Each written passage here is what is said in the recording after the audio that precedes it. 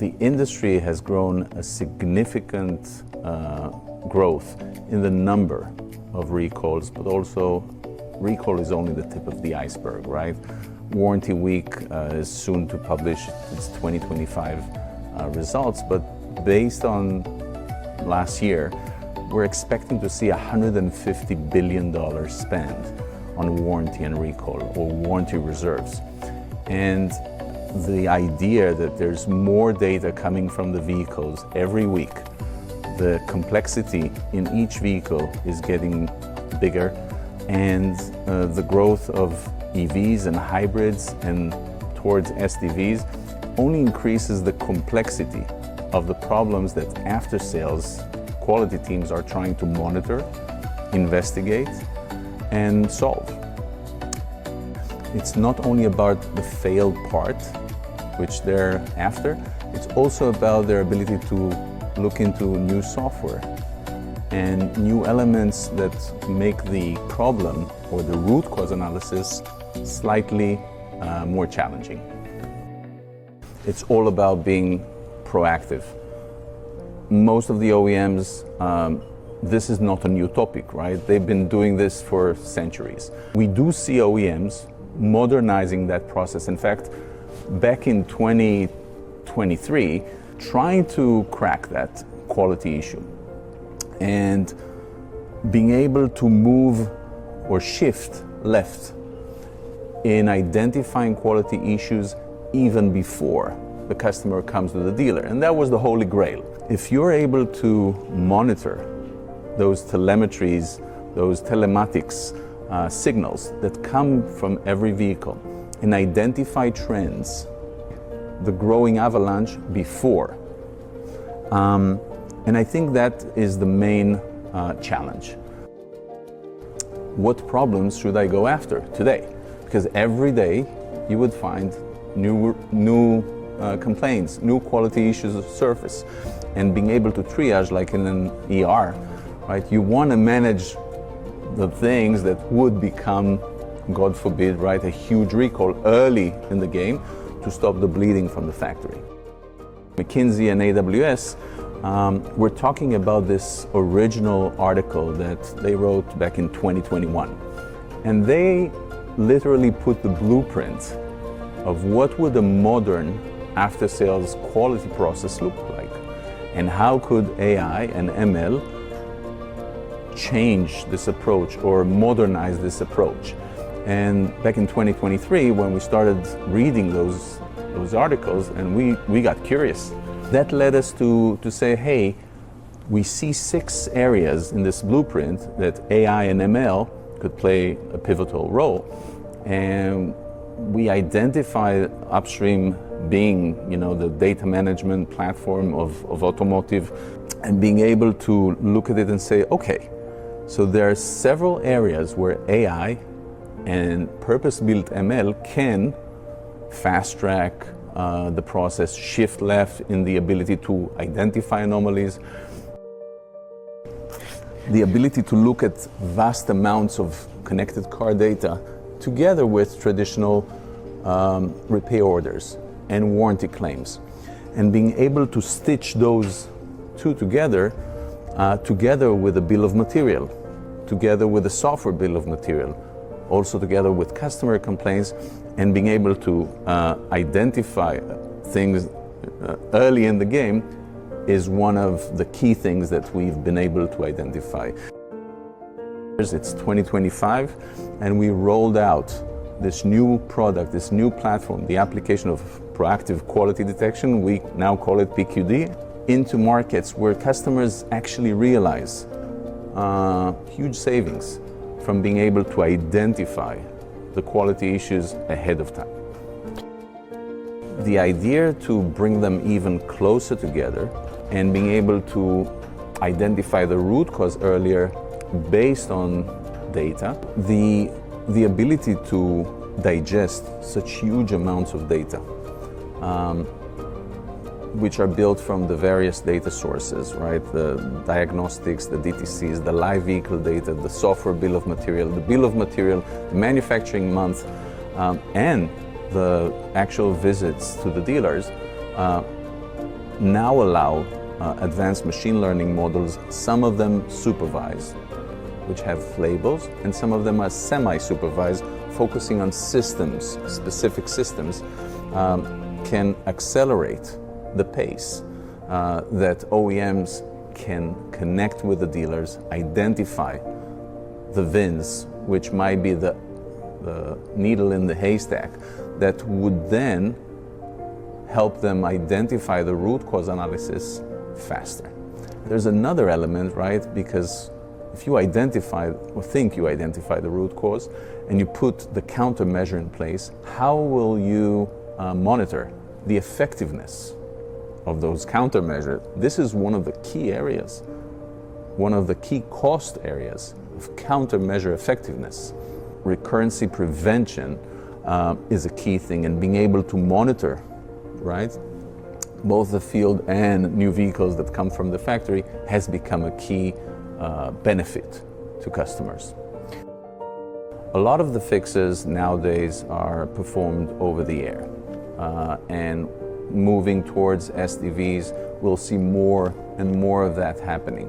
But the better OEMs get, the better the models get, the better the prediction gets, we will see a decrease also in the number of potential recalls and their order of magnitude. So instead of recalling 600,000 vehicles or 200,000 vehicles, we'll see fewer vehicles being recalled, because the fix in many cases could be done via software, could be done over the air, and if not, the system would be able to identify the potential order of magnitude, the specific vehicles out there that needs to be called into the dealer.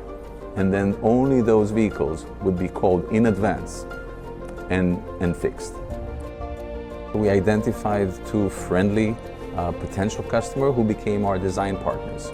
And we jointly designed the product based on its core digital twin, its data management layer, and we added on top of it, right, gradually, more capabilities that reflect that McKinsey article.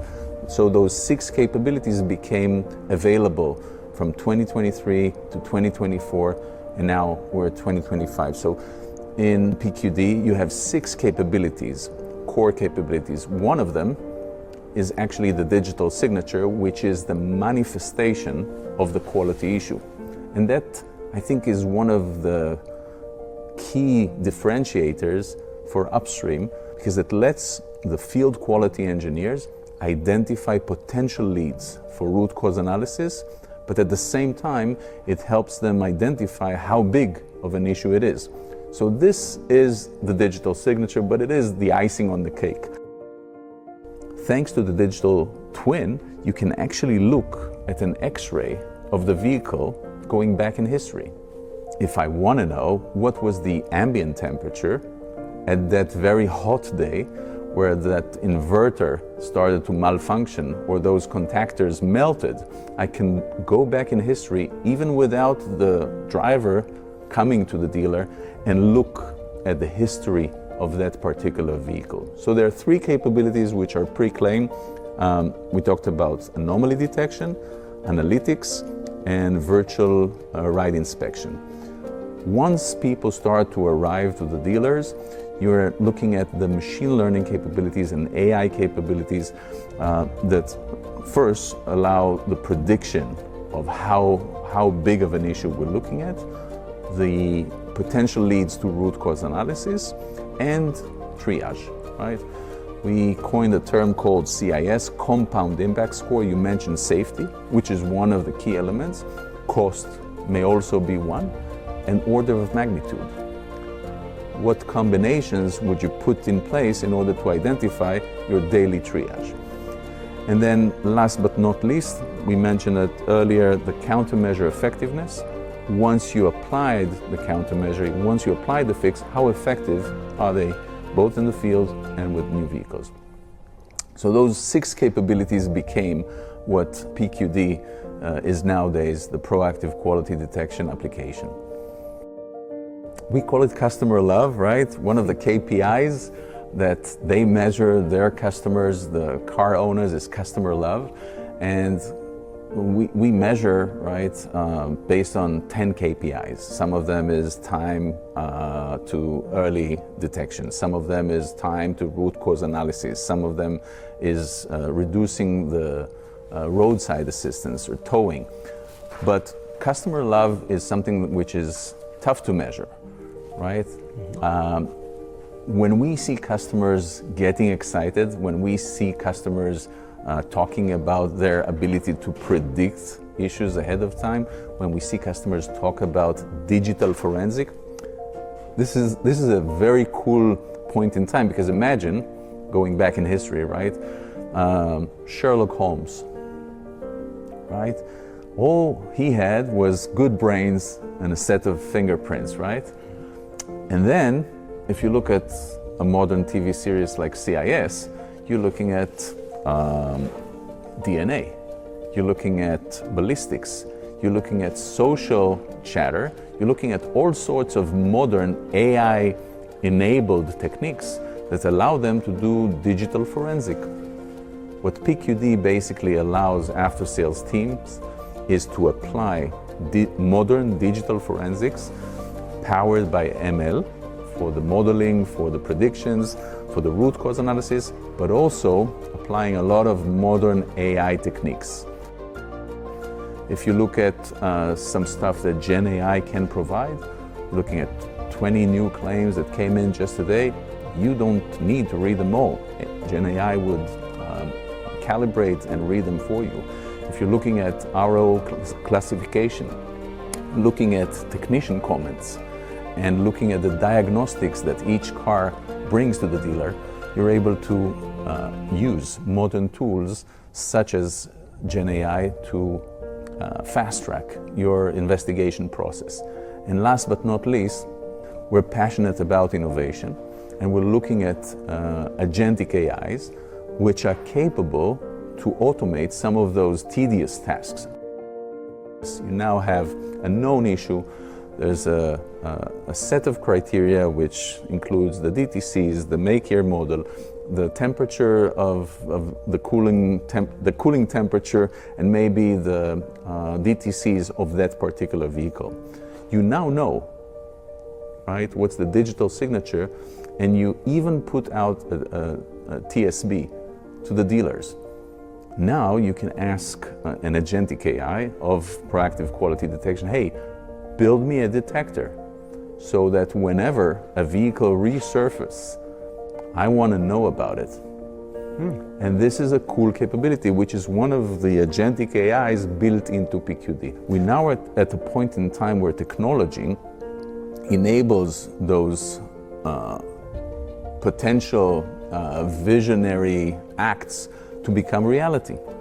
So supervised machine learning models, agentic AIs, and generative AI can fast track and help the investigation process so that after-sales engineers can free their time into investigation rather than tedious tasks. As an ex-Amazonian, we always love to be customer obsessed. So the stuff that keeps our customers up at night is what keeps us up and coding and trying to solve their challenges. But I think that technology is only one element, right? It's one of the pillars in solving an issue, which is as big as $150 billion, right? And there are other pillars that relate to solving that issue. First would be the data pillar, cleansing, normalizing, and streaming. All that live data is a huge challenge by itself. And that was a pitfall for many, many OEMs. We as Upstream have been doing this for over 8 years and processing petabytes of data on a daily basis. So monitoring over 40 million vehicles, you have that fundamental challenge, which is the data layer. Now, let's assume you resolve that issue and all the data sits nicely in a data lake. Now you need to make sense of that data coming from various data sources and stitch all of them together, which is the abstraction challenge. how do you abstract what happens in real life and be able to correlate what happens to those two models, right, even if they live very far away. So the abstraction challenge is the second one, being able to abstract a single vehicle, a group or a cohort of vehicles, and then the component level.